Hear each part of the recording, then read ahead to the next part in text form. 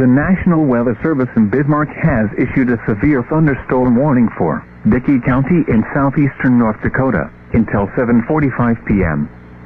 At 6:37 p.m., severe thunderstorms were located along a line extending from 6 miles northwest of Fullerton to 5 miles north of Spring Creek Colony, moving east at 30 miles per hour. Hazard, 70 miles per hour wind gusts and nickel-size hail. Source, radar indicated. Impact, expect considerable tree damage. Damage is likely to mobile homes, roofs, and outbuildings. Locations impacted include Ellendale, Oaks, Fullerton, Forbes, Ludden, Monongo, Guelph, and Glover. Remain alert for a possible tornado.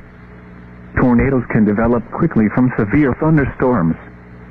If you spot a tornado, go at once into the basement or small central room in a sturdy structure.